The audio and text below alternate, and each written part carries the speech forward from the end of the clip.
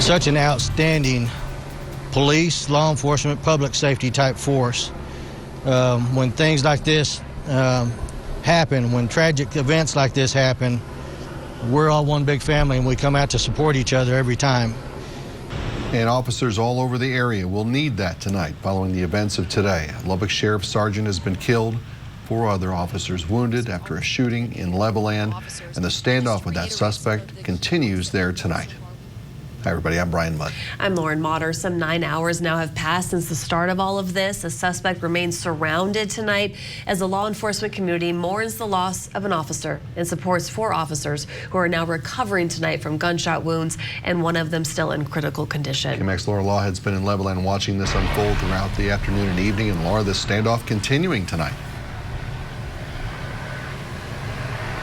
Brian and Lauren, officials have confirmed that SWAT Commander Josh Bartlett was killed in this standoff, and behind me, the SWAT situation continues 9 hours later, and we and other reporters have been asked to remain out here outside this tobacco shop on 10th and Avenue H for our own safety.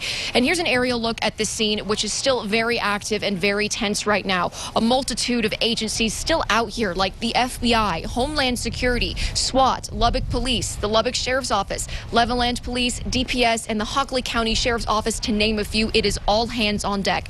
Now, we just learned a few minutes ago from the Levelland Police Chief, Albert Garcia, that this SWAT situation started a little after 1 this afternoon. A concerned citizen in the neighborhood called police and said they saw a neighbor acting strangely and walking around with what looks like a large gun. When 2 Levelland police officers arrived at the home, they found a car in the driveway matching the description of a car that had reportedly been involved in driving recklessly and taunting a state trooper. The officers used caution and tried to approach the suspect, but he was hostile.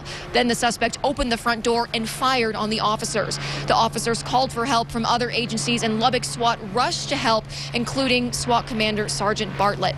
Shots were fired and multiple officers were hit. Bartlett was also hit and taken to Covenant here in Levelland for his injuries, where he later tragically died. And tonight, the Lubbock County Sheriff's Office is asking for prayers for Sergeant Bartlett's family and for his brothers and sisters on the force who are still out here right now trying to arrest the suspect barricaded inside who shot him.